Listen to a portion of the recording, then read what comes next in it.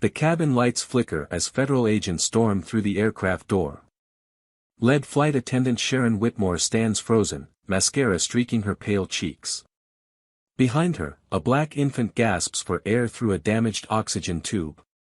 The FAA inspector's voice cuts through the chaos, "You have the right to remain silent." Nobody on Flight 847 expected this ordinary Tuesday to end with a woman in handcuffs facing 20 years in prison. Before we dive into this shocking story, drop a comment below and let us know where you're watching from. If you believe every child deserves protection regardless of their skin color, hit that like button right now. And make sure to subscribe because stories like this need to be heard. Now, let's go back to where this nightmare began. Tuesday morning at Hartsfield-Jackson Atlanta International Airport started like any other for Keisha Thompson.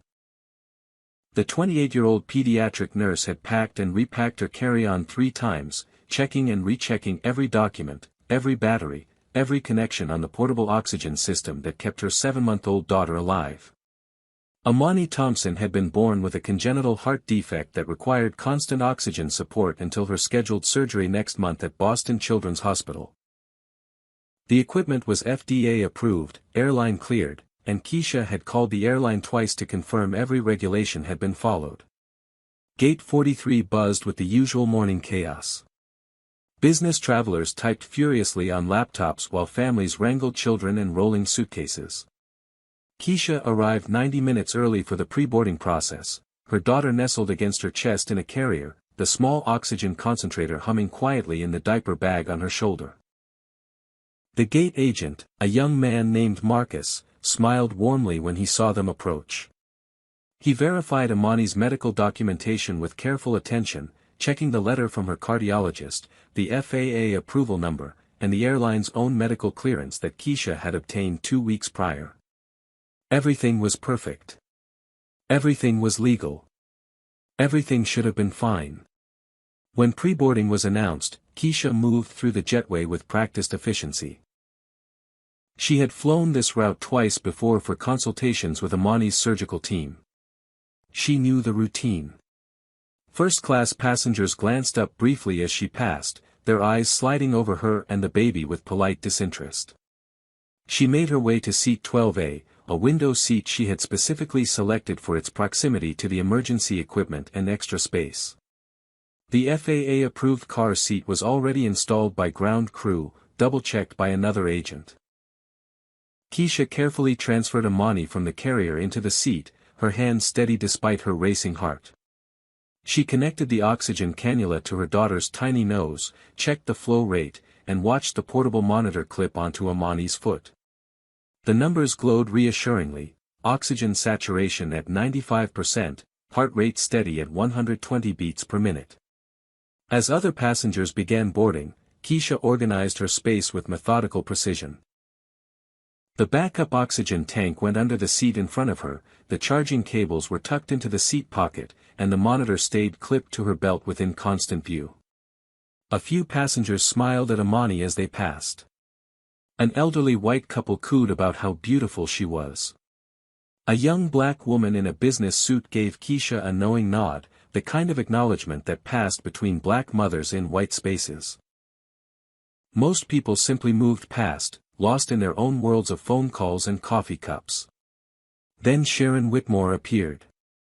She was 45, blonde hair pulled back in the regulation bun, makeup applied with precision that suggested military training. 18 years with the airline had given her an air of absolute authority. She moved through the cabin doing her pre-flight check with mechanical efficiency, but when she reached row 12, she stopped. Her eyes fixed on the oxygen equipment with an expression Keisha had seen before, an expression that made her stomach tighten with familiar dread. Sharon's gaze moved from the equipment to Amani, then to Keisha, lingering just a fraction too long on each element. Sharon picked up Keisha's boarding pass from the seatback pocket where she had placed it, scanning it with exaggerated care. Keisha watched her eyes trace over the information once, twice, 3 times. The interaction drew the attention of nearby passengers. A businessman across the aisle looked up from his newspaper. Sharon finally placed the boarding pass back, but instead of moving on, she leaned in close. Her voice was professionally pleasant, but something cold lurked beneath it. She asked why Keisha was traveling alone with a sick baby, as if this was a casual conversation rather than an invasive question.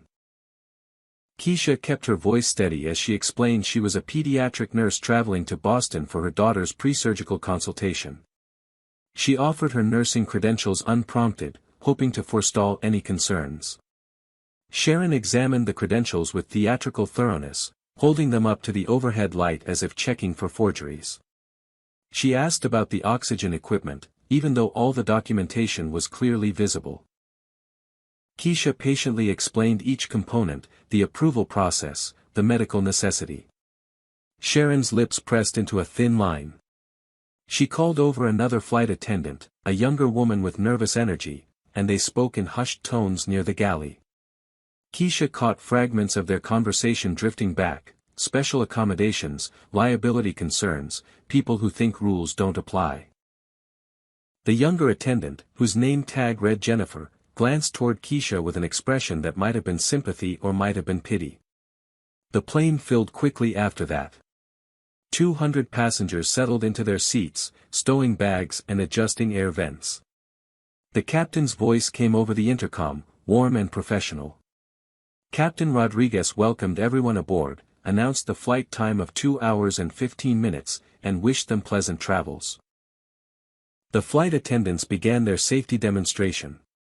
Sharon performed her section with practiced perfection, but twice Keisha noticed her looking toward row 12 with that same cold assessment. The plane pushed back from the gate right on schedule. The engines roared to life with their familiar thunder.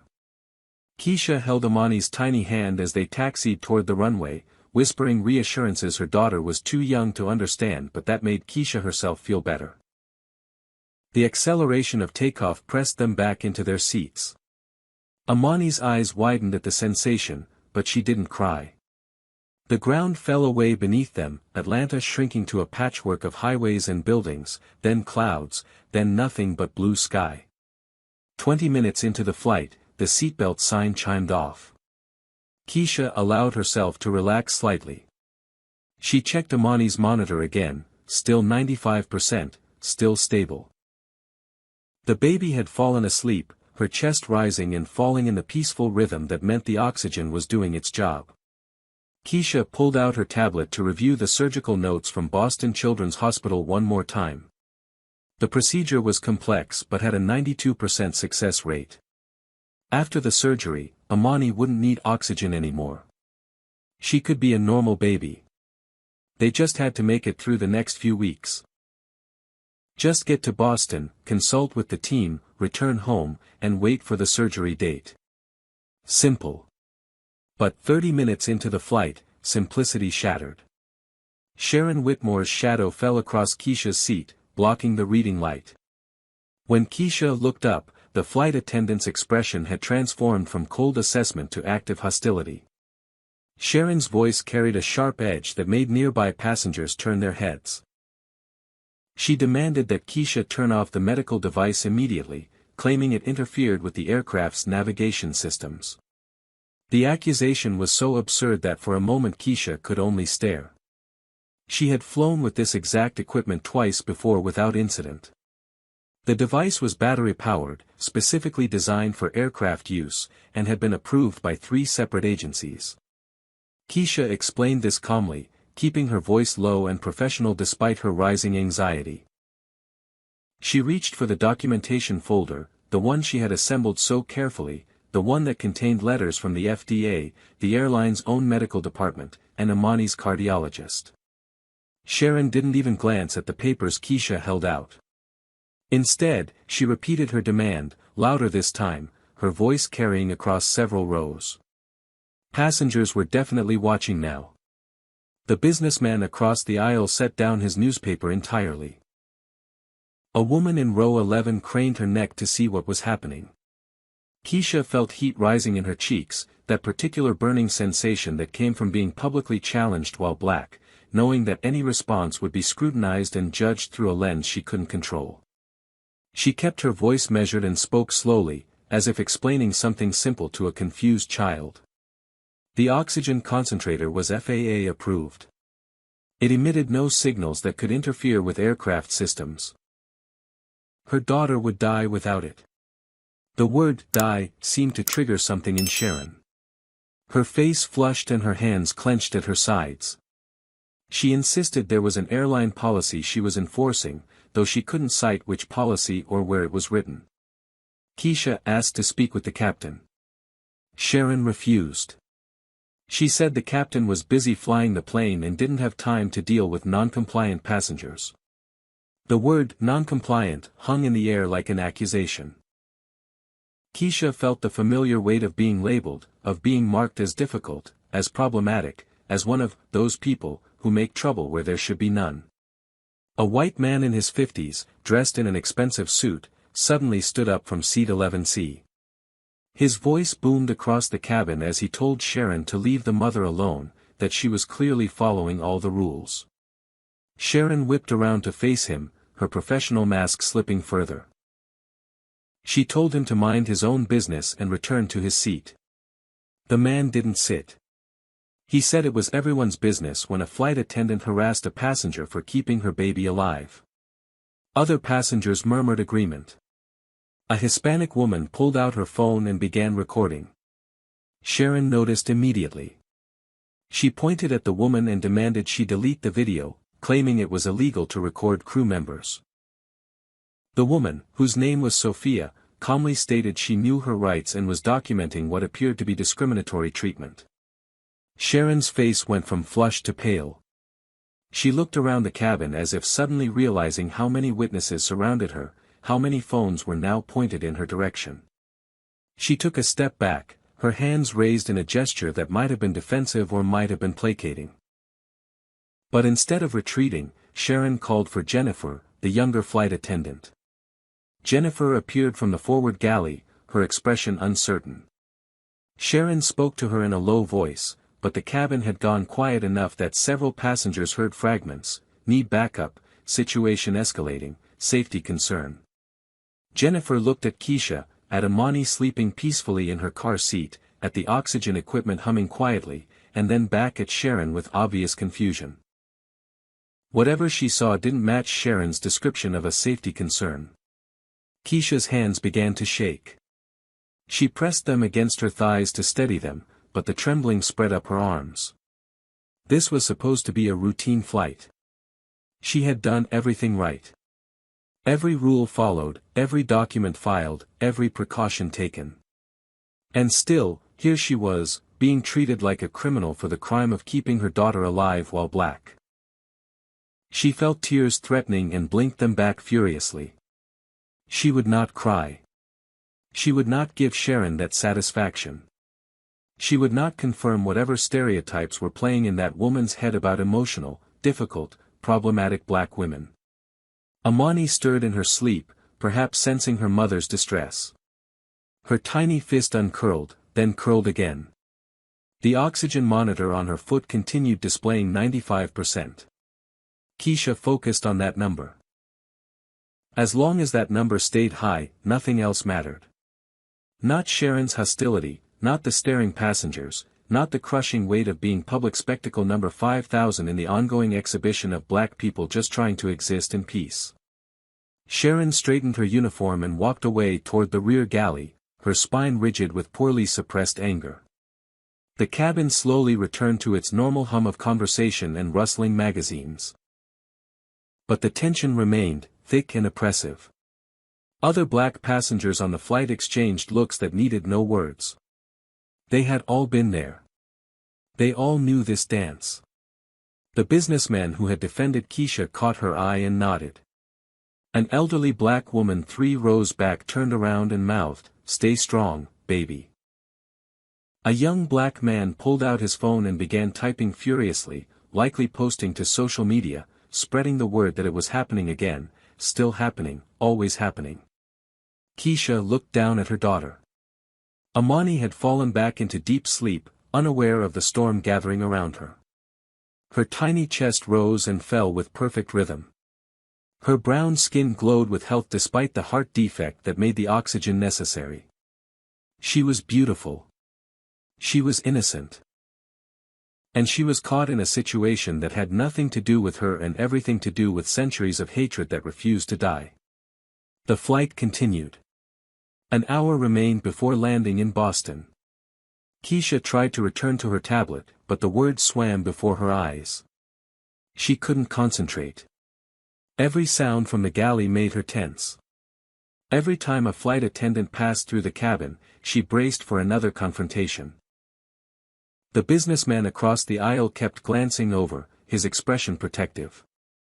Sophia, the woman who had recorded the interaction, caught Keisha's eye and held up her phone, tapping it significantly. The message was clear: I have evidence. You're not alone. But Keisha did feel alone. Terribly, crushingly alone. Because in the end, when the powerful decided to abuse their authority, documentation and witnesses and righteous anger often weren't enough. How many videos had the world watched? How many times had people said, this time will be different?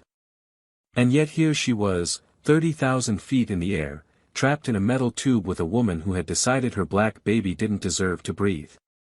45 minutes into the flight, turbulence hit. The plane shuddered and dropped, then recovered. The seatbelt sign illuminated with its familiar chime. Passengers grabbed armrests and exchanged nervous laughs. Keisha secured the items on her tray table and adjusted her grip on Amani's car seat. The turbulence wasn't severe, just enough to make the cabin feel unstable, to add another layer of anxiety to an already tense situation. And then Sharon returned. But this time, she wasn't alone. Jennifer walked beside her, and Sharon's expression had transformed from angry to coldly determined. Whatever was about to happen, Keisha realized with sudden, terrible clarity, was going to be worse than anything that had come before. Sharon planted herself in the aisle directly beside row 12, blocking any escape route. Jennifer stood slightly behind her, nervously twisting her hands together. Sharon announced in a voice loud enough to carry through half the cabin that Keisha must comply immediately or face federal charges for interfering with a flight crew. The accusation was so disconnected from reality that Keisha's mind went blank for a moment. Federal charges? For what? She asked the question aloud, her voice steady despite the fear blooming in her chest. For what exactly was she not complying? Sharon pointed at the oxygen concentrator as if it were a weapon. She claimed the captain had personally ordered its immediate disconnection due to interference with critical navigation systems. The lie was so blatant, so easily disproven, that Keisha felt a surge of hope. This could be resolved.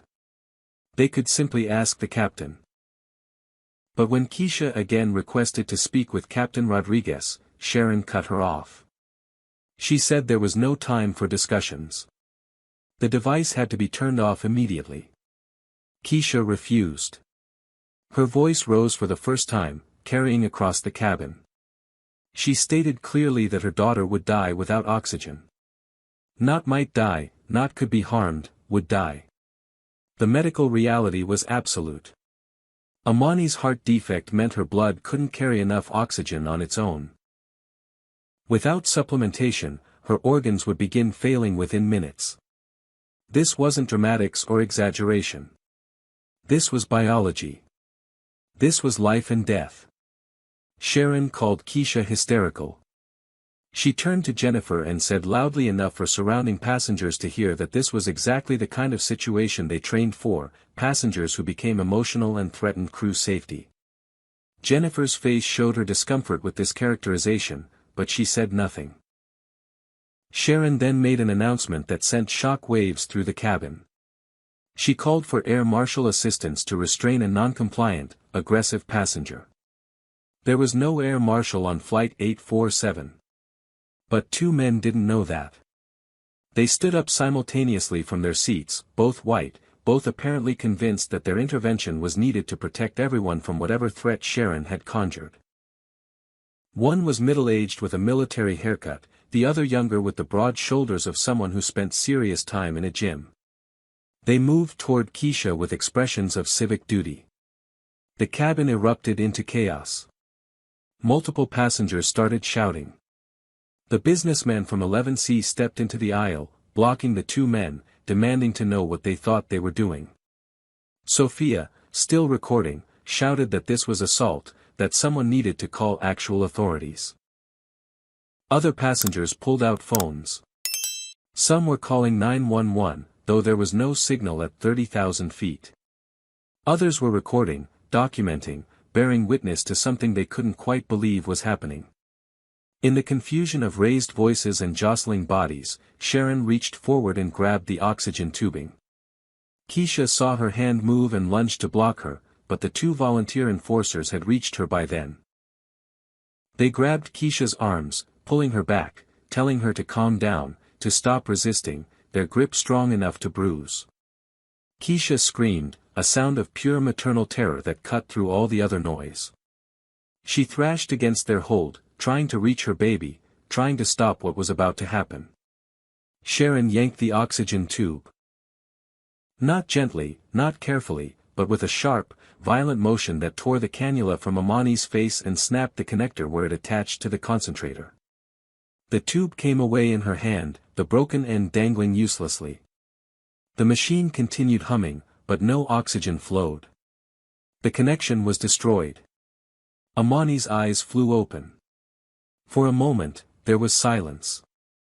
Then she began to cry, but it was wrong, gasping and desperate. Within seconds, her lips started changing color. Pink faded to pale, pale shifted to blue. The oxygen monitor's alarm began shrieking. The number on the display dropped, 95%, 90%, 85%. Keisha broke free from the men's grip through pure desperation. She lunged for Amani, her hands shaking so badly she could barely work the car seat straps. She grabbed the broken tubing, trying frantically to reconnect it, but the plastic connector had shattered. There was no way to reattach it. The backup tank was under the seat, but it used the same connector. Everything ran through that one piece of broken plastic that Sharon now held in her hand like evidence of victory. A man's voice cut through the chaos. "I'm a paramedic. Let me through." Carlos Martinez pushed past the stunned volunteers, medical training overriding any hesitation. He took one look at Amani and started barking orders. He told Keisha to get the backup tank. He pulled a multi-tool from his pocket and began working on the broken connector, trying to create a makeshift attachment. His hands moved with practiced speed, but even Keisha could see the setup was precarious. Amani's oxygen saturation continued falling. 82%. 78%. The monitor's alarm changed pitch, becoming more urgent. Amani's crying weakened. Her little body went limp. Carlos got the jury-rigged connection attached and oxygen began flowing again, but it was unstable, leaking around the improvised seal. The saturation number started climbing, but slowly. 79%. 81%. 84%. But it stuck there, wouldn't go higher. The leak was too significant. Carlos looked at Keisha, and she saw fear in his eyes. He said quietly, for only her to hear, that this wasn't enough. Amani needed proper equipment, needed a hospital, needed it soon. Every minute at reduced oxygen saturation was doing damage. Maybe reversible, maybe not. There was no way to know. Sharon stood frozen 3 feet away, the broken tubing still in her hand. Her face had gone white. She stared at Amani's blue-tinged lips, at the frantic activity, at the screaming monitor. For the first time, she seemed to comprehend what she had done. But instead of horror or remorse, her expression shifted to something worse, self-preservation. She dropped the tubing as if it had burned her and took a step back, then another. Captain Rodriguez's voice boomed from the cockpit door. He had left his post, leaving the co-pilot in control, because the situation in the cabin had escalated beyond anything a pilot should ignore. He took in the scene with a single sweeping glance. The gasping baby, the broken equipment, the crying mother, the paramedic working frantically, Sharon backing away, Jennifer standing paralyzed. His jaw clenched and his hand moved to the radio clipped to his belt. He spoke 4 words that would change everything: declare emergency. Divert now. The captain's orders transformed the atmosphere instantly. The co-pilot's voice crackled over the radio, declaring a medical emergency to air traffic control. The plane began banking, the turn steep enough that passengers grabbed their armrests. Captain Rodriguez announced to the cabin that they were diverting to Richmond International Airport, approximately 30 minutes away, and emergency medical personnel would meet them on arrival. His voice carried an edge of barely controlled anger that made even the most oblivious passengers realize something serious had happened. Sharon started crying. Not gentle tears, but loud, gulping sobs that drew attention even in the chaos. She kept repeating that she was just doing her job, just enforcing policies, just trying to keep everyone safe. Jennifer, who had remained silent through the entire confrontation, finally spoke. She said quietly but clearly that Sharon had acted alone, that there was no policy requiring the disconnection of approved medical equipment, that she had tried to tell Sharon to stop but had been ignored. The captain's expression hardened further. Carlos continued monitoring Amani. He had his fingers on her tiny wrist, counting her pulse, watching the rise and fall of her chest. The oxygen saturation held steady at 84%, not good but not immediately fatal. He told Keisha that 30 minutes should be okay, that they would make it, but his eyes told a different story. 30 minutes was a long time for a baby with a heart defect to operate at reduced oxygen. Brain cells died. Heart tissue strained. Damage accumulated silently. Keisha held Amani against her chest, feeling her daughter's weak breaths, watching those blue-tinged lips, and something inside her shifted. The fear and shock that had paralyzed her transformed into cold fury. She looked directly at Sharon, who was still sobbing in the galley, and her voice cut through the woman's histrionics like a knife. "You almost killed my baby because of the color of her skin."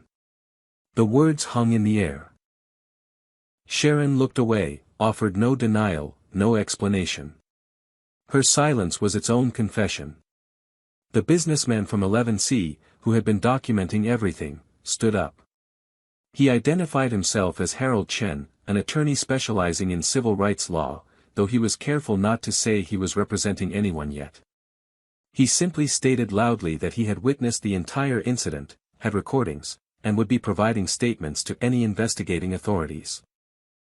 Sophia held up her phone and announced she had uploaded her video to 3 different platforms with timestamps and location data. A young black man near the back shouted that he had live-streamed the whole thing and already had 50,000 viewers. The digital evidence was multiplying faster than anyone could contain. The captain questioned Sharon directly about her actions. He asked why she had disconnected life-saving equipment. Sharon stammered about policies and procedures, about passenger safety, about doing what she thought was right. Captain Rodriguez interrupted her. He said there was no policy permitting or requiring what she did. He asked again, "Why did you disconnect a baby's oxygen?" Sharon couldn't answer. She shifted tactics, tried to paint Keisha as non-compliant, as aggressive, as threatening.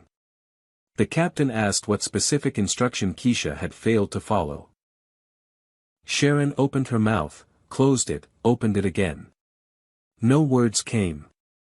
Jennifer stepped forward. Her voice shook but her words were clear. She revealed that before the flight, during the boarding process, Sharon had complained to her about passengers who thought rules didn't apply to them. When Jennifer had asked what she meant, Sharon had made a gesture toward row 12, toward Keisha, and said, "Those people always need special accommodations." Jennifer had assumed Sharon meant families with young children.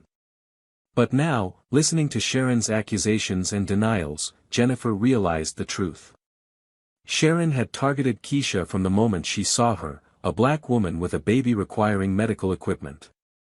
Everything that followed flowed from that initial prejudice. The plane shuddered through more turbulence. Passengers gripped armrests and whispered prayers.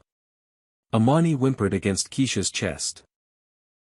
Carlos checked the makeshift oxygen connection, adjusting it slightly, trying to improve the seal. The saturation crept up to 85%, still not enough but better.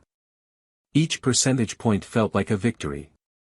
Keisha whispered to her daughter, telling her to hold on, telling her they were almost there, telling her that Mama was here and wouldn't let anything happen to her, promises she desperately hoped she could keep. Richmond International Airport came into view. Through the windows, passengers could see emergency vehicles lining the taxiway, lights flashing red and blue. An ambulance, fire trucks, police cars, all waiting. The plane touched down hard, the landing rougher than normal but effective. The moment the wheels hit the tarmac, the cabin erupted in various reactions. Some passengers applauded the safe landing. Others continued filming. A few were crying. The plane taxied directly to the emergency vehicles, bypassing the normal arrival procedures. Before it had even come to a complete stop, the forward door was opening. Paramedics rushed aboard with equipment and determined expressions. They reached Amani within seconds. One of them, an older black woman with competent hands, took over from Carlos with seamless efficiency. She assessed Amani quickly, replaced the makeshift oxygen setup with professional-grade equipment, checked vitals, and made rapid decisions. She told Keisha that transport to the hospital was necessary for evaluation. Keisha was allowed to accompany in the ambulance. Before leaving, Keisha looked back at Sharon one last time. The flight attendant stood near the rear galley, surrounded by crew members and airline personnel who had boarded to manage the situation. Their eyes met across the cabin. Keisha said, her voice carrying to every passenger still seated, "You looked at my black baby and decided she was disposable." Sharon's face crumpled. She said nothing. There was nothing she could say. Now, comment number 1 if you believe Sharon deserves prison time for what she did. Hit that like button if you think this kind of discrimination has no place in our skies. And make sure you're subscribed because this story is far from over. What do you think happened when investigators started digging into Sharon's past? The truth they uncovered was even more disturbing than anyone expected. The ambulance ride to VCU Medical Center took 12 minutes. Keisha sat beside Amani's gurney, holding her tiny hand while the paramedics worked. The professional equipment had stabilized her oxygen saturation at 93%, close to normal, but the medical team remained concerned. The lead paramedic, whose name badge read Thompson, explained that any period of oxygen deprivation could have effects that wouldn't show up immediately. They needed to run tests, check for damage to Amani's heart and brain, monitor her carefully. Keisha nodded, unable to speak past the lump in her throat. At the hospital, a team of doctors descended on them. A pediatric cardiologist was called in from her day off. A neurologist came from another ward. They whisked Amani away for tests while a nurse guided Keisha to a private waiting room. The hospital staff treated her with careful kindness, the kind of gentleness reserved for people in shock. A social worker appeared with water and a blanket. A victim advocate introduced herself and offered resources. It all felt surreal, like watching a medical drama unfold around someone else's life. Back at Richmond International Airport, police had boarded Flight 847. Multiple passengers volunteered statements immediately, competing to tell their versions of events. The officers collected names and contact information, documented the broken oxygen equipment, photographed the car seat and the surrounding area. They interviewed Sharon, who had been separated from other crew members. Her initial statement claimed qualified immunity. She insisted she had been enforcing airline policy, that she had acted within her authority as senior flight attendant, that any consequences were unforeseeable and therefore not her responsibility. Captain Rodriguez provided a statement that systematically dismantled Sharon's defense. He confirmed that no policy existed requiring or even permitting the disconnection of approved medical equipment. He stated that Sharon had acted without authorization, against his orders, and in direct violation of multiple FAA regulations.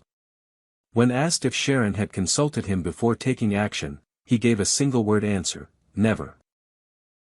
The officers asked Sharon why she had disconnected the life-saving equipment. She stammered through various explanations, each less coherent than the last.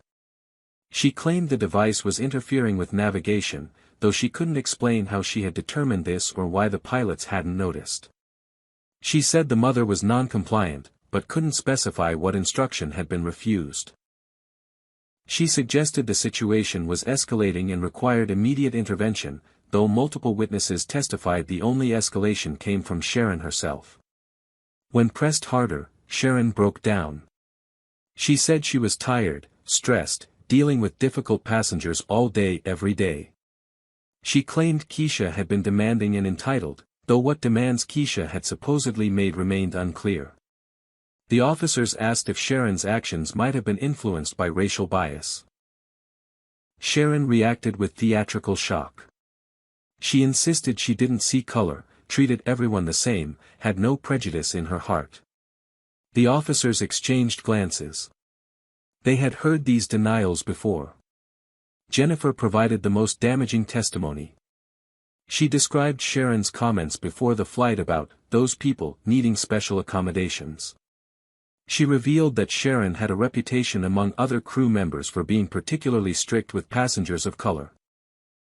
Several flight attendants had complained to supervisors over the years, but nothing had ever been done. Jennifer's hands shook as she spoke, but her voice remained steady. She said she should have done more to stop Sharon, should have contacted the captain immediately, should have protected that baby. Her guilt was palpable. Sophia's video had already spread across social media. News outlets were picking it up, broadcasting it with shocked commentary. The hashtag Flight 847 began trending. Civil rights organizations issued statements. Politicians weighed in. The airline stock started dropping in after-hours trading. Public outrage built like a tidal wave, each share and retweet adding to its momentum. The police placed Sharon under arrest for assault. They cited state charges, assault on a minor, reckless endangerment, child abuse. Sharon's shock appeared genuine. She actually said, her voice breaking with disbelief, "You can't arrest me. I'm a flight attendant." The officer reading her rights replied flatly that flight attendants were not above the law. They handcuffed her and led her toward a waiting police car. Passengers still on the plane, waiting to disembark, watched through the windows. Some filmed it. Sharon kept her head down, her blonde hair falling forward to hide her face. Then a black SUV pulled up on the tarmac. A woman in a dark suit emerged, showing credentials to the local police. FAA senior investigator Patricia Morrison had arrived. She was 55, black, with silver hair and an expression that suggested she had seen everything and was impressed by none of it. She had been in Indianapolis handling another case when word of Flight 847 reached her office. She had immediately boarded a flight to Richmond. This case was hers now. Morrison reviewed the videos on scene, watching them on officers' phones and passengers' devices. Her expression never changed, but something cold and determined settled into her eyes. She had spent 30 years investigating incidents on aircraft, had seen crashes and near misses and human error in countless forms. But this was different. This was malicious. This was a woman with authority deliberately harming a helpless baby. Morrison approached the local police and identified herself. She explained that because the incident occurred on a federal aircraft in flight, federal jurisdiction applied. She was taking custody of the suspect. The local officers deferred immediately. Morrison walked to the police car where Sharon sat in the back seat. She opened the door and studied the woman who had caused so much harm. Sharon looked up hopefully, perhaps expecting federal authorities to be more sympathetic than local police. Morrison's first words dashed that hope. She informed Sharon that she was being charged federally with assault on a minor in federal jurisdiction, interfering with a medical device, child endangerment on an aircraft, and violating civil rights under color of authority. Each charge carried significant prison time. Combined, Sharon was looking at 20 years or more. Sharon's face went white. She started to speak, but Morrison held up a hand. She said Sharon had the right to remain silent and would be wise to exercise it. Anything she said would be used against her in federal court, where conviction rates exceeded 90%. Sharon's mouth snapped shut. Morrison closed the car door and turned to the assembled officers and airline personnel. She announced that the FAA was launching a full investigation not just into this incident but into the airline's handling of prior complaints against Sharon Whitmore. She wanted personnel files, training records, passenger complaints, everything. She wanted it within 24 hours. At VCU Medical Center, Keisha sat in the ICU waiting room, her phone buzzing incessantly with calls and messages she couldn't bring herself to answer. Finally, a doctor emerged. Amani's tests showed no permanent damage. The oxygen deprivation had been serious but brief enough that her organs had weathered it. Her heart, already compromised by the congenital defect, showed some strain but was recovering. They wanted to keep her for observation overnight, but the prognosis was good. Keisha broke down, sobbing with relief that shook her entire body. Her mother Diane arrived 2 hours later, having driven from Atlanta at speed she would never admit to. She swept into the hospital like a force of nature, hugging Keisha with fierce strength. She was 62, a retired teacher who had raised 3 children through segregation and integration and every form of casual and overt racism in between. She looked at her granddaughter in the hospital bed and something old and tired passed over her face. "Still fighting the same fights," she murmured. "Still protecting our babies from people who think they're worthless." Keisha's brother Jerome arrived shortly after, having caught a flight from Chicago where he practiced law. He was 35, sharp-minded, with a reputation for winning difficult cases. He took one look at his sister's exhausted face and his niece's small form hooked up to monitors, and his jaw set with determination. He told Keisha he was making calls. He knew people. Civil rights organizations, media contacts, attorneys who specialized in cases exactly like this. This wasn't over. This was just beginning. FAA investigator Patricia Morrison arrived at VCU Medical Center late that evening. She found Keisha in Amani's room, sitting beside the hospital crib, one hand resting on her daughter's chest to feel each breath. Morrison introduced herself quietly, showing her credentials and explaining her role. She asked if Keisha felt up to providing a statement. Keisha looked at her daughter, sleeping peacefully with proper medical equipment finally restored, and nodded. She felt up to it. She wanted everyone to know exactly what had happened. The interview lasted 2 hours. Morrison recorded everything, taking notes even though the digital recorder captured every word. She asked detailed questions, walking Keisha through the timeline from boarding to the moment Sharon ripped away the oxygen tube. She asked about Sharon's demeanor, her specific words, the way she had looked at Keisha and Amani. Morrison's face remained professionally neutral, but occasionally something flickered in her eyes, some recognition or anger that suggested this story resonated personally. When Keisha finished her account, Morrison sat back and studied her for a long moment. Then she said something Keisha hadn't expected. This wasn't an isolated incident. Sharon Whitmore had been flagged before. Multiple times. Morrison pulled out a tablet and showed Keisha a confidential file, making it clear that sharing this information was irregular but necessary. The file contained complaint summaries spanning 10 years, 7 separate incidents, all involving passengers of color. 3 years ago, Sharon had forced a black businessman to change seats, claiming other passengers had complained about his smell. Investigation revealed no other passengers had complained. The man had been impeccably dressed, recently showered, wearing expensive cologne. The airline settled his complaint for $15,000 with a non-disclosure agreement. Sharon received a written warning that was never placed in her official file. 5 years ago, Sharon had refused to serve water to a Muslim woman during a Ramadan flight, claiming she was saving resources for customers who would actually consume them. The woman had been breaking her fast at sunset, well within both religious practice and airline policy. The airline settled for $8,000. Sharon attended a 4-hour diversity training seminar and returned to work the next week. The incidents went on. A Hispanic family speaking Spanish was told to speak English or leave the plane before takeoff. An Asian passenger with a service dog was told the animal wasn't welcome regardless of ADA requirements. A black teenager listening to music was threatened with restraints for being intimidating, though his music was playing at low volume through headphones. Every single complaint had been settled quietly, buried under NDAs, resolved with small payouts that amounted to rounding errors in the airline's budget. Sharon had never faced real consequences. Not once. Morrison's anger finally showed through her professional facade.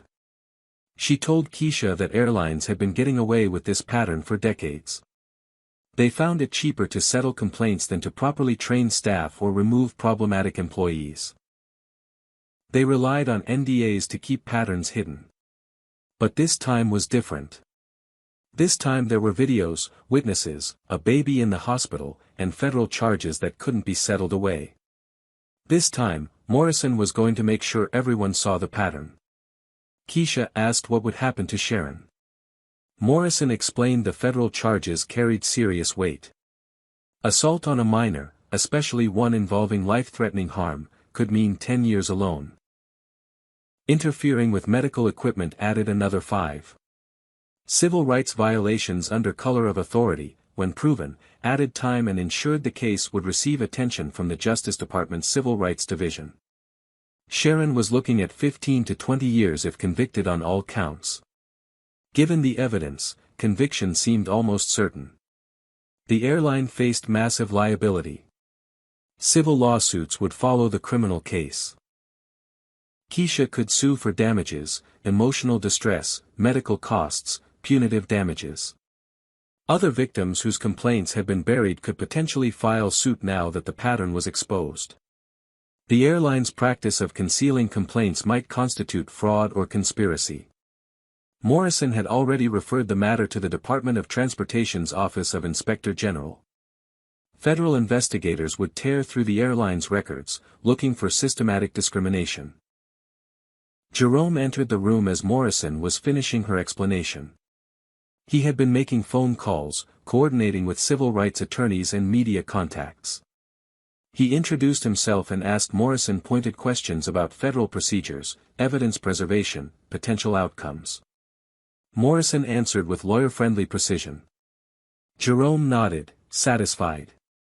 He told Keisha he had spoken with Benjamin Foster, a prominent civil rights attorney based in Atlanta. Foster wanted to meet as soon as Keisha returned home. The media circus had already begun outside the hospital. News vans lined the street. Reporters did stand-ups with the hospital entrance visible behind them. The story had every element that drove coverage: a helpless baby, a villainous authority figure, dramatic video, racial injustice, and a resolution still unfolding. Morning shows were booking segments. Cable news was running it hourly. Social media had exploded with hashtags and think pieces and calls for boycotts and justice. Diane sat with Amani while Keisha stepped into the hallway to call Benjamin Foster. The attorney answered on the first ring. He had been expecting her call. He explained his background: 25 years fighting civil rights cases, victories against police departments and corporations and government agencies. He had seen patterns like this before. He knew how to fight them. He asked Keisha what she wanted. Not what the lawyers wanted or what activists wanted, but what she personally needed from this situation. Keisha looked through the door at her daughter. She thought about the 7 other victims Morrison had mentioned, the ones whose cases had been buried. She thought about every black parent who had ever been treated as suspicious or dangerous for simply existing. She said she wanted to make sure this never happened again. Not to her, not to anyone. Foster was quiet for a moment, then said those were exactly the right words. He would take the case. He would fight for systemic change, not just a settlement. He would make this matter. In the federal holding facility, Sharon sat in a cell designed for short-term detention. The airline had initially provided a high-priced attorney, but after Morrison upgraded the charges to federal level and announced the pattern investigation, the airline quietly withdrew support. They issued a statement calling Sharon a rogue employee whose actions did not reflect company values. They suspended her without pay pending the investigation's outcome. The expensive attorney stopped returning her calls. Sharon now had a public defender, overworked and underpaid, handling 200 cases simultaneously. He visited her in holding and reviewed the evidence. Multiple videos from multiple angles, dozens of witness statements, physical evidence of the damaged equipment, medical records documenting Amani's oxygen deprivation, and worst of all, Jennifer's testimony about Sharon's prior comments and targeting of passengers of color. He told Sharon bluntly that the case was unwinnable. The prosecution would offer a plea bargain. She should take it. Sharon asked what the plea would entail.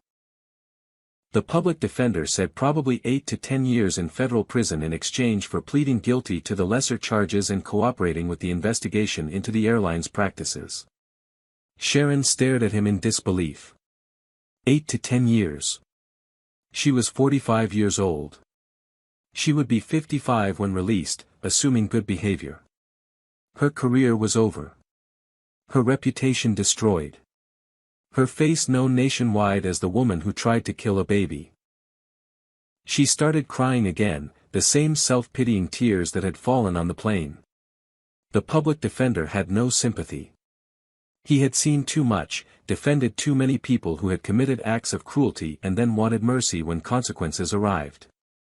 He told Sharon she had choices. Accept the plea or go to trial and risk 20 years. But either way, she was going to prison. The only question was for how long. Morning news shows led with Flight 847. The videos played in split screen while commentators expressed shock and outrage. Medical experts explained how oxygen deprivation affects infants. Legal analysts discussed the federal charges. Civil rights leaders contextualized the incident within broader patterns of discrimination. The story had everything: clear villainy, an innocent victim, dramatic video evidence, and ongoing developments. By noon, the airline stock had dropped 12%. Investors were spooked not just by the incident itself but by the emerging pattern of buried complaints. If Sharon Whitmore represented a systemic problem, the liability could be enormous. Analysts downgraded the stock. Major institutional investors started quietly selling positions. The board of directors convened an emergency meeting. The CEO held a press conference at corporate headquarters. He stood at a podium flanked by executives and corporate attorneys, his expression arranged in what consultants call concerned but confident. He expressed thoughts and prayers for baby Amani and her family. He called Sharon's actions deeply disturbing and completely contrary to our values. He emphasized that Sharon was a rogue employee, not representative of the airline's culture. Reporters immediately challenged this narrative. One asked why Sharon had been allowed to continue flying after 7 previous complaints. The CEO claimed ignorance of specific complaints, citing privacy laws and human resources protocols. Another reporter noted that all 7 complaints involved passengers of color and asked if the airline saw a pattern.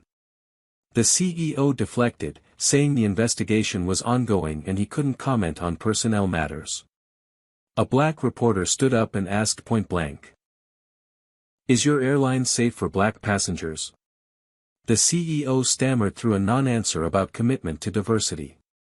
The press conference became a disaster. Instead of calming concerns, it raised more questions. Why had complaints been settled with NDAs? Why hadn't the pattern been addressed? What specific changes was the airline implementing? The CEO had no good answers. Social media tore the performance apart. #RogueAirline began trending. Passengers started posting their own stories of discrimination by the airline, incidents that had never reached formal complaints but formed a chorus of corroboration. Protesters gathered outside airline headquarters. Black Lives Matter organizers, civil rights groups, and ordinary people furious at what they had seen on the videos. They carried signs with Amani's face, with slogans demanding accountability, with statistics about discrimination in aviation. They chanted and gave speeches and vowed to maintain pressure until real change occurred. Inside the airline's corporate offices, executives scrambled to control the damage. Marketing proposed a new diversity initiative. Legal warned that any admission of systemic problems would expose the company to massive liability. Human Resources suggested firing Sharon publicly to demonstrate accountability. But the board knew firing Sharon wouldn't be enough. The pattern was exposed. The lawsuits were coming. The only question was how much it would all cost.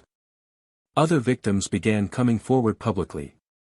The black businessman who had been told he smelled hired an attorney and filed suit, his NDA rendered unenforceable by the criminal investigation.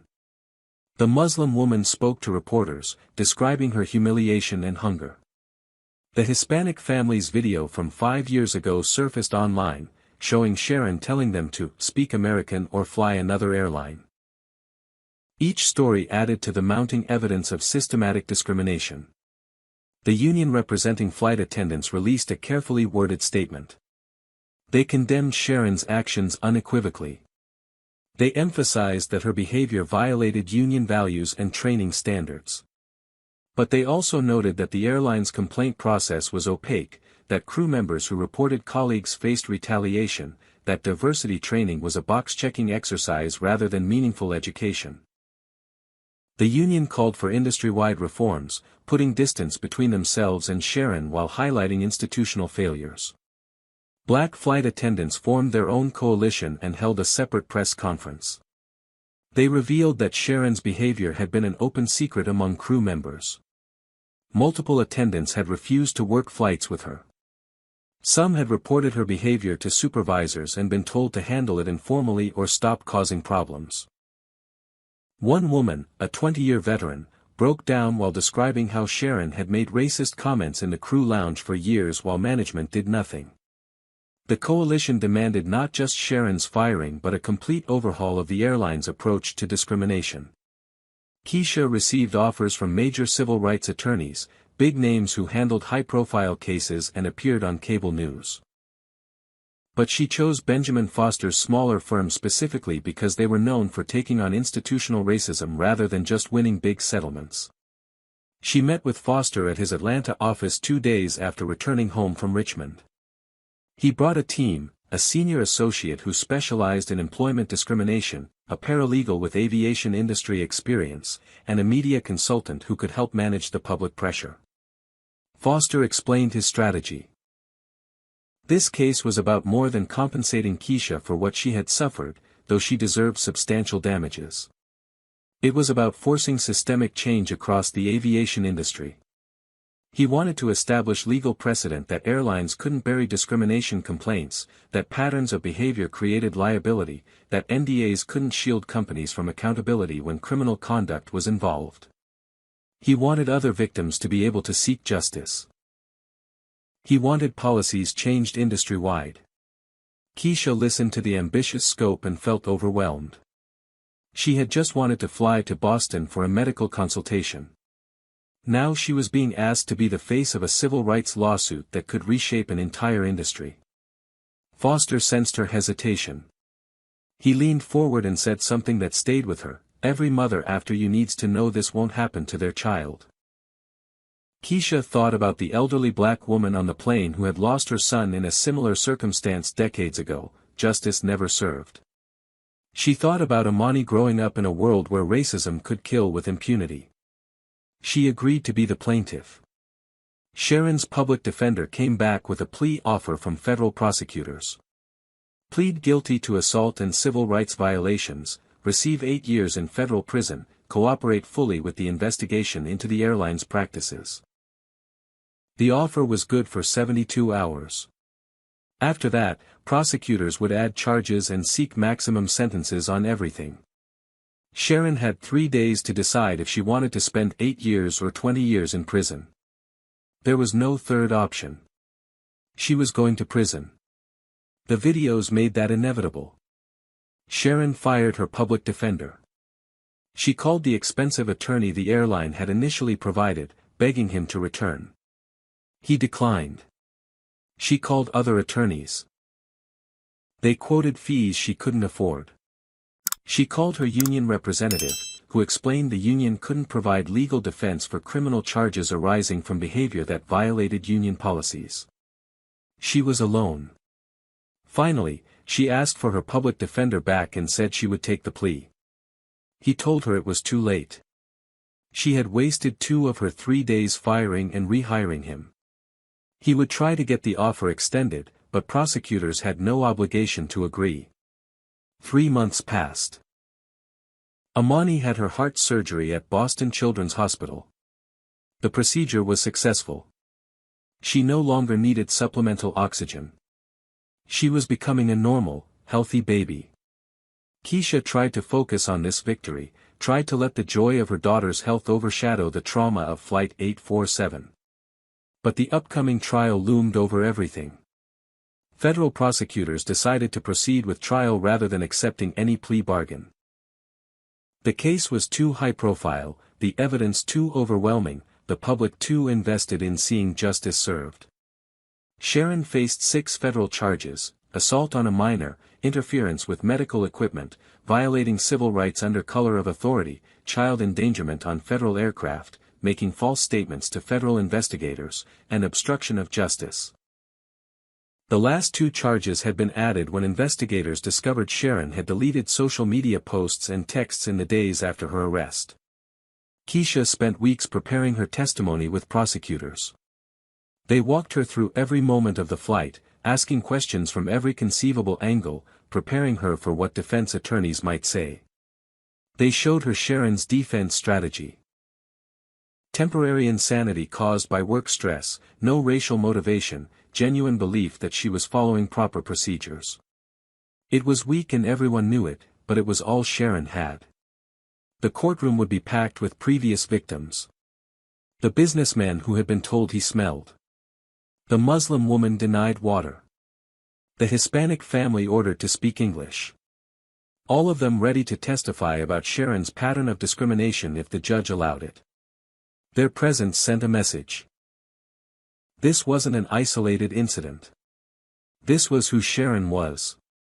The day before trial, Jennifer requested a meeting with prosecutors.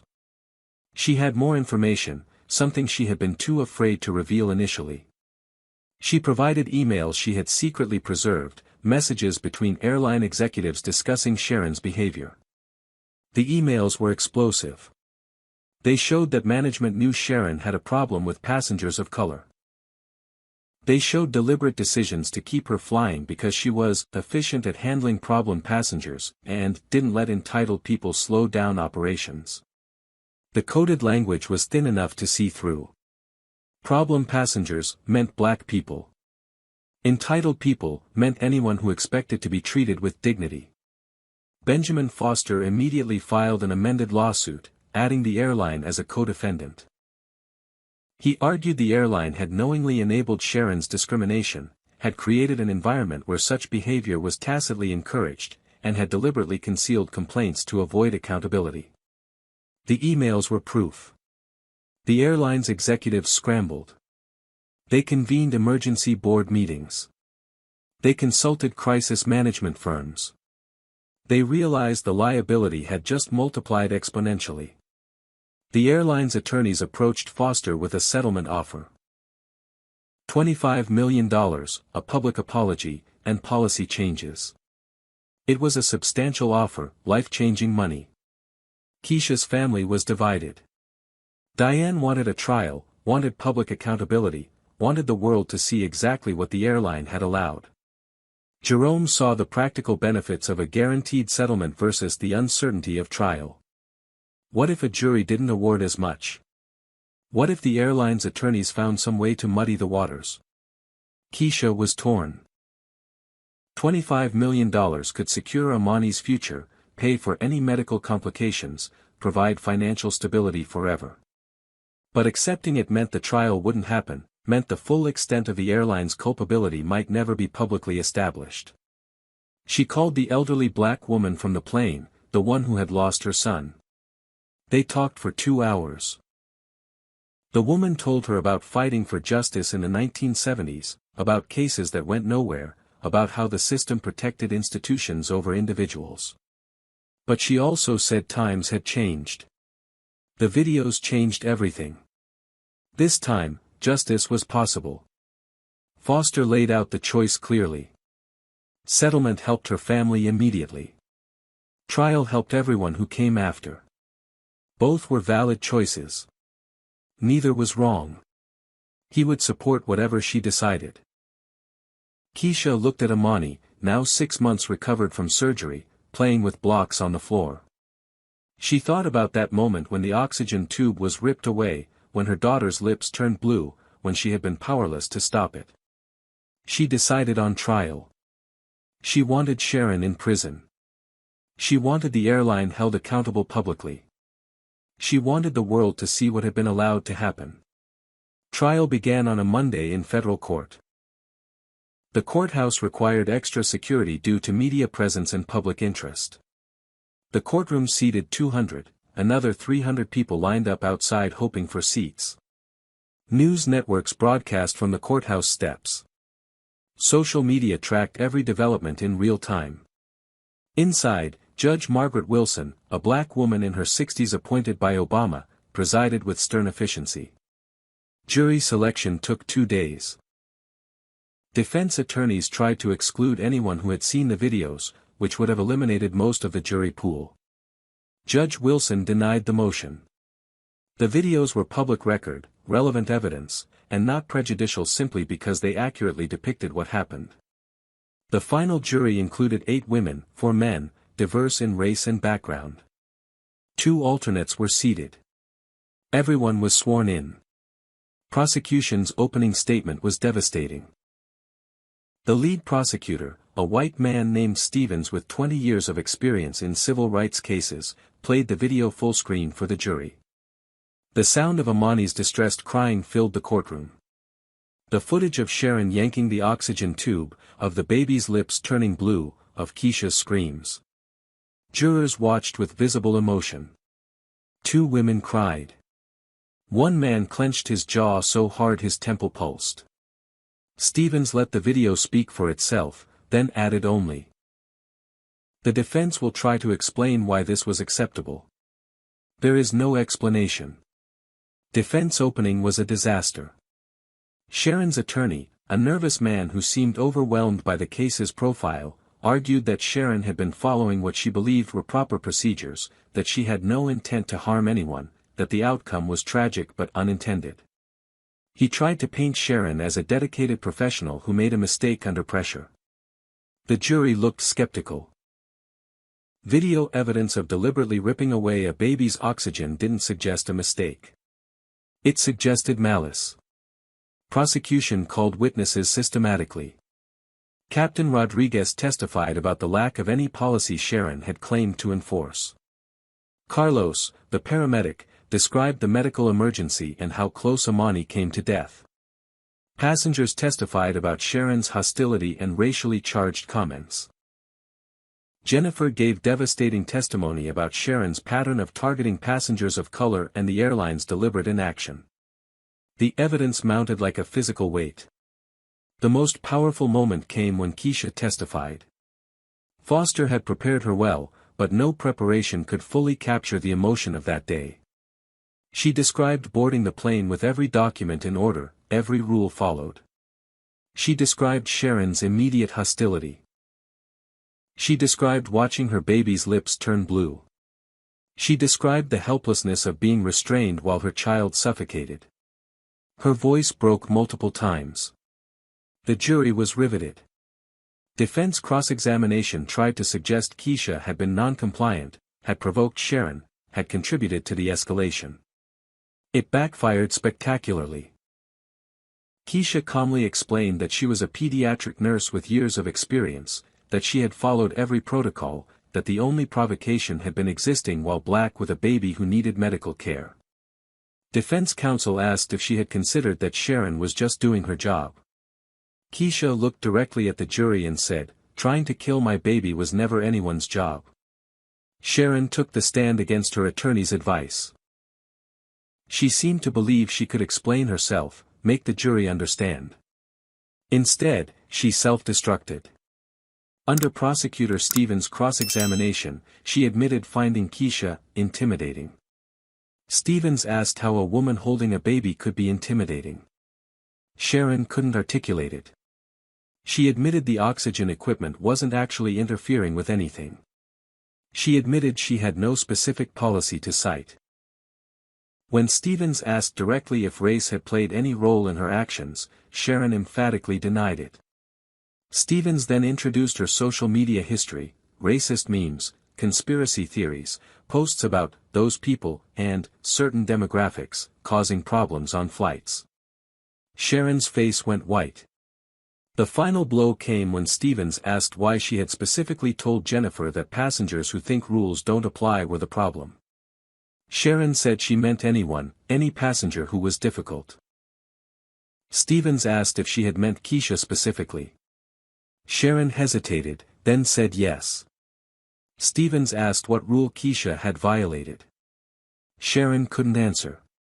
The prosecution rested. Jury deliberation lasted 4 hours. In that time, Keisha sat with her family in a private room, unable to eat or drink or focus on anything. Diane held her hand. Jerome paced. Foster checked his phone compulsively. Amani, now 14 months old and healthy, played obliviously with toys. Finally, word came, the jury had reached a verdict. The courtroom filled again. Sharon was brought in wearing civilian clothes, looking diminished and exhausted. Judge Wilson asked the jury foreman, a middle-aged black man, if they had reached a verdict. He said yes. The clerk read the charges one by one. Assault on a minor, guilty. Interference with medical equipment, guilty. Violating civil rights, guilty. Child endangerment, guilty. False statements, guilty. Obstruction, guilty. Sharon collapsed in her chair. Her attorney caught her shoulder. The judge banged the gavel for order. Keisha closed her eyes. Tears streamed down her face, but they were different from the tears of that terrible day. These were tears of validation, of justice acknowledged, of the system actually working. Diane squeezed her hand so hard it hurt. Jerome let out a breath he seemed to have been holding for months. Sentencing was scheduled for 3 weeks later. In that time, the civil lawsuit against the airline proceeded to settlement negotiations. With the criminal conviction establishing Sharon's guilt and the airline's knowledge of her pattern, the company's position was indefensible. They settled for $50 million, the largest discrimination settlement in aviation history. The settlement included mandatory policy changes. Independent oversight of discrimination complaints, public reporting of complaint statistics, annual civil rights training with actual consequences for failures, and establishment of the Amani Thompson Fund to support victims of discrimination and advocate for policy reform across the industry. 3 airline executives resigned. The CEO, the head of human resources, and the vice president of operations all stepped down amid the scandal. The board appointed new leadership and promised comprehensive reform. Whether those promises would materialize remained to be seen, but the public pressure made backsliding difficult. Sentencing day arrived. Before Judge Wilson imposed sentence, she asked if anyone wished to address the court. Keisha expected character witnesses for Sharon, family members pleading for leniency. Instead, an elderly white woman stood up and asked permission to speak. The judge allowed it. The woman identified herself as Dorothy Whitmore, Sharon's mother. She was 80 years old, walked with a cane, and looked frail. Keisha braced for a defense of her daughter. Instead, Dorothy said, "I failed to raise her right." The courtroom went silent. Dorothy turned to face Keisha directly. She apologized. She explained that she had taught Sharon to fear people who looked different, had passed down prejudices from her own upbringing, had created an environment where racism seemed normal and protective. She said, I thought I was keeping her safe by teaching her to see threats in black faces. Instead, I created someone who almost murdered a baby. The moment was extraordinary. Dorothy continued, addressing the court, my daughter deserves punishment. She deserves every year of prison you give her. But I deserve punishment too. I taught her to hate. I'm 80 years old and only now understanding the damage I've done. She sat down heavily, crying. The courtroom remained silent. Judge Wilson composed herself before speaking. The judge sentenced Sharon to 15 years in federal prison, followed by 10 years probation. She would be permanently banned from working in aviation. She would be required to complete racial bias rehabilitation programming. She would have to register her conviction, making future employment difficult.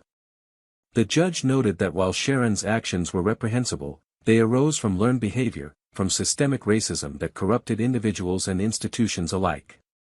Punishment was necessary, but so was understanding the deeper causes. Sharon was led away in handcuffs. She looked back once at her mother, who was still crying. There was no redemption in that look, no forgiveness, just a kind of mutual recognition of destruction passed between generations. 6 months after sentencing, Congress held hearings on discrimination in aviation. Keisha was invited to testify. She sat at a table facing dozens of representatives and senators, holding Amani on her lap. The 18-month-old was healthy, energetic, showing no lasting effects from her ordeal. Keisha testified about Flight 847, about the systemic failures that allowed it to happen, about the need for federal legislation. The result was Amani's Law, requiring airlines to publicly report discrimination complaints, creating a federal database accessible to passengers, ending the practice of secret settlements with NDAs in discrimination cases, and establishing mandatory oversight mechanisms. The bill passed with bipartisan support. Passenger rights advocates called it the most significant aviation civil rights legislation in decades. 1 year after Flight 847, Keisha boarded an airplane again. Different airline, different route, but still the same anxiety. She had Amani, now 20 months old and oxygen-free. They were flying to visit Diane in Atlanta. As she boarded, a young black woman in a flight attendant uniform approached. She looked at Keisha and said quietly, "You're the reason I felt safe applying for this job." They embraced, two strangers connected by a moment that had changed everything. Keisha took her seat, buckled Amani in, and looked at her daughter's face. Amani was laughing, excited by the plane, unaware of the history she carried. Keisha whispered, "We changed the world, baby girl." The plane taxied to the runway, engines building power. And this time, finally, they flew in peace. What do you think about Sharon's mother taking accountability? Drop a comment below with your thoughts on generational racism and how we break these cycles. If this story moved you, hit that like button and share it with someone who needs to hear it. Subscribe to this channel because we'll keep bringing you stories that matter, stories about justice, courage, and the fight for dignity in everyday moments. Thank you for watching, for caring, and for believing that change is possible when we stand together. May your journeys always be safe, your families always be protected, and may we all keep fighting until justice is just the way things are, not the exception we have to chase. Until next time, stay strong, stay vigilant, and never stop demanding the world our children deserve. This story reveals several crucial truths about systemic discrimination and the power of accountability. First, racism thrives in silence. The airline's practice of burying complaints with NDAs allowed Sharon's pattern of abuse to continue for a decade, endangering countless passengers. Second, documentation is power. The multiple videos from passengers provided irrefutable evidence that no amount of corporate spin could dismiss.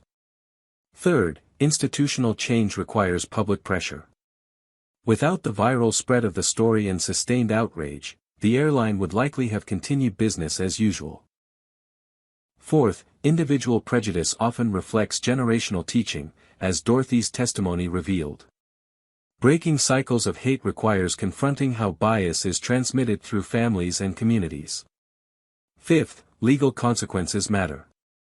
Sharon faced real prison time, sending a message that authority doesn't grant immunity from justice. Sixth, solidarity across racial lines strengthens movements. The white businessmen, the Hispanic paramedic, and passengers of all backgrounds stood together against injustice. Seventh, victims deserve platforms.